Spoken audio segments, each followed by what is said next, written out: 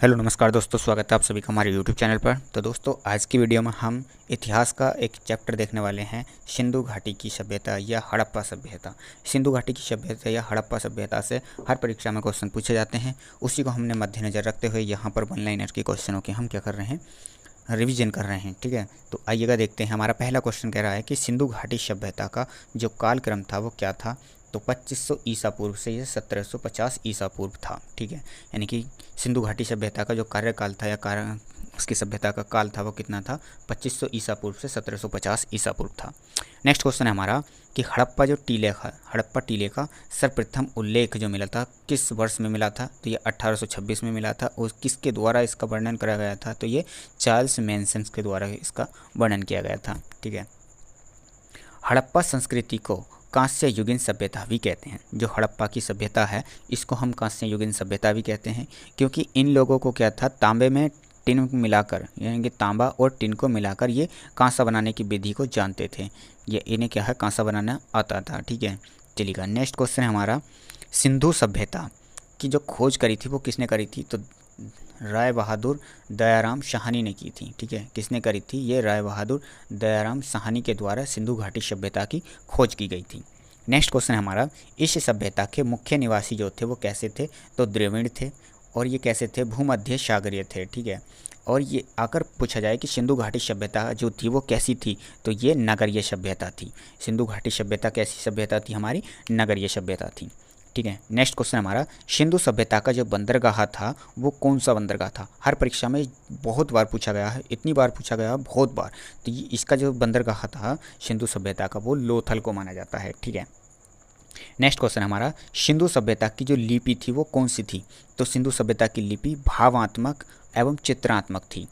तो सिंधु सभ्यता की लिपि कौन सी थी, तो भावात्मक और चित्रात्मक थी। और ये लिपि लिखी कैसी जाती थी, तो ये जो लिपि लिखते थे हम दाएं से बाएं की तरफ लिखते थे। यानी कि सिंधु सभ्यता की लिपि को लिखने का तरीका क्या था, दाएं से बाएं की तरफ लिखते थे। यानी कि इधर से ये लिखते जाते थे सिंधु सभ्यता की लिपि को।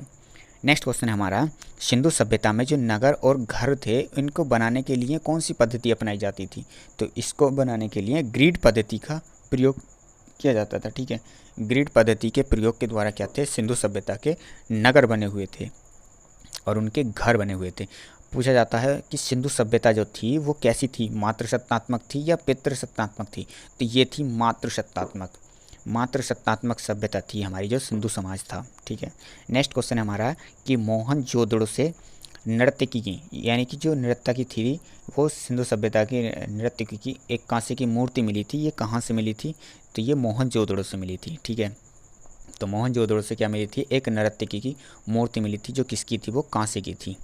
नेक्स्ट क्वेश्चन हमारा, ये लोग मिठास के लिए किसका प्रयोग करते थे। तो मिठास के लिए ये लोग शहद का प्रयोग करते थे।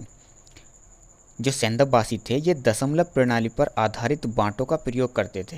यानी कि अगर कोई वस्तु बांटनी होती थी तो ये किसके आधार पर बांटते थे, तो दशमलव प्रणाली के आधार पर बांटते थे। ठीक है,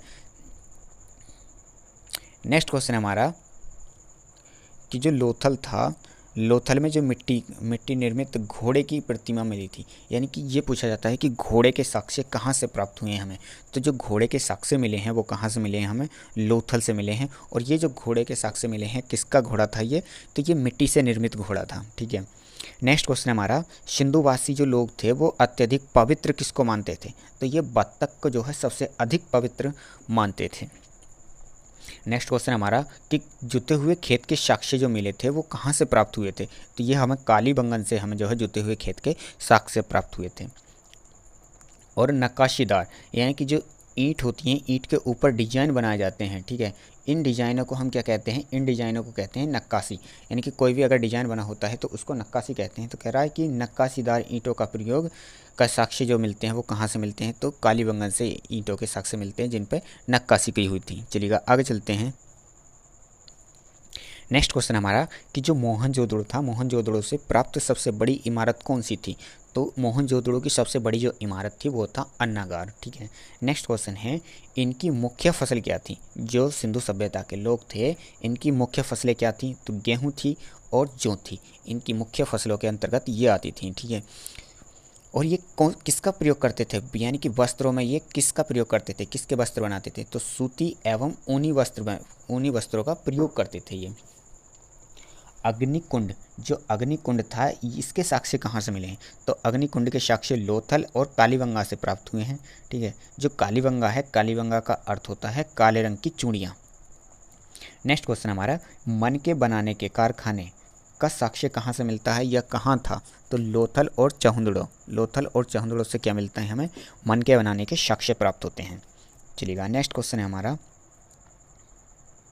कि चावल के साक्ष्य कहाँ से प्राप्त हुए हैं हमें? किसके? चावल के साक्ष्य कहाँ से प्राप्त हुए हैं? तो चावल के साक्ष्य जो मिलते हैं हमें लोथल से देखने को मिलते हैं। ठीक है, चावल के साक्ष्य कहाँ से मिलते हैं? तो लोथल से हमें चावल के साक्ष्य मिलते हैं। हड़प्पा की जो मोहरें थीं उन पर किस पशु का चित्रण मिलता है? तो एक सींग वाले, किसका भाई? एक सींग वाले पशु का चित्रण मिलता है हमें वहाँ की हड़प्पा की मोहरों पर। और ये हड़प्पा की जो मोहरें थीं ये किस धातु से बनी होती थी? ये स्टेलाइट से धातु से बनी होती थी। किससे? स्टेलाइट धातु की बनी होती थी। किसकी जो मोहरें थीं? हड़प्पा की मोहरें। सिंधु सभ्यता के लोग किसकी पूजा करते थे? नेक्स्ट क्वेश्चन क्या है हमारा कि सिंधु सभ्यता के लोग किसकी पूजा करते थे? तो सिंधु सभ्यता के लोग जो थे ये मातृ देवी की पूजा करते थे। और किसकी? पशु की जो पूजा करते थे वो कुवड़ वाले पशु की पूजा करते थे। मातृ देवी की पूजा करते थे और कुवड़ वाले पशु की पूजा करते थे। नेक्स्ट क्वेश्चन हमारा, ये लोग जो थे किसका प्रयोग करते थे? ऊनी वस्त्र और सूती वस्त्रों का प्रयोग करते थे। मनोरंजन के लिए ये क्या कार्य करते थे? तो मनोरंजन के लिए जो सिंधु सभ्यता के लोग थे मछली पकड़ते थे, शिकार करते थे और पशु पक्षियों का क्या करते थे? ये आपस में लड़ाते थे उनको। और पासा खेलना इनको क्या होता था? ये पासा खेलने का प्रयोग करते थे। यानी कि ये मनोरंजन के इनके क्या थे? ये साधन थे। चलिएगा, नेक्स्ट क्वेश्चन है हमारा, इनको तलवार का ज्ञान नहीं था। ठीक है, इनको क्या था? तलवार का ज्ञान नहीं था। और आग में पकी हुई जो आग थी उसमें आग में पकी हुई मिट्टी को क्या कहते थे ये लोग? तो आग में पकी मिट्टी को ये टेराकोटा कहते थे या टेरिकोटा कहते थे। ठीक है, नेक्स्ट क्वेश्चन है हमारा, सिंधु समाज, जो सिंधु सभ्यता थी इस सिंधु सभ्यता में पर्दा प्रथा थी या नहीं? तो इसमें पर्दा प्रथा थी और वेश्यावृत्ति भी क्या थी? प्रचलित थी। यानी सिंधु सभ्यता के लोगों में पर्दा प्रथा थी और वेश्यावृत्ति भी क्या थी? प्रचलित थी। नेक्स्ट क्वेश्चन है हमारा, सिंधु सभ्यता के लोग लाल मिट्टी से क्या करते थे? बर्तन बनाते थे। यानी कि ये पूछा जाता है कि जो सिंधु सभ्यता के लोग हैं वो कैसी मिट्टी से बर्तन बनाते थे? तो लाल मिट्टी से बर्तन बनाते थे। और ये भी क्वेश्चन पूछा जाता है कि जो सिंधु सभ्यता के लोग थे जो बर्तन बनाते थे उस बर्तन के ऊपर डिजाइनिंग में किस कलर का प्रयोग करते थे? तो काले रंग का ही प्रयोग करते थे डिजाइन करने में। ठीक है, नेक्स्ट क्वेश्चन है हमारा, सिंधु घाटी सभ्यता के विनाश का कारण क्या है? तो सिंधु सभ्यता का जो विनाश का कारण माना जाता है वो किसे माना जाता है? बाढ़ को माना जाता है। ठीक है, तो आज की वीडियो में हम सिंधु सभ्यता तक ही रहने देते हैं। नेक्स्ट वीडियो में हम आप सभी को बताएंगे वैदिक सभ्यता के बारे में। तो आप सभी को वीडियो कैसी लगी? यदि वीडियो अच्छी लगी हो तो वीडियो को लाइक करें। चैनल पर नए बने हुए हैं तो हमारे चैनल को सब्सक्राइब कर लें, बेल आइकन को ऑन कर लें जिससे कि हमारी वीडियो का नोटिफिकेशन आपको सबसे पहले मिल जाए। तो मिलते हैं नेक्स्ट वीडियो में, तब तक के लिए जय हिंद, वंदे मातरम।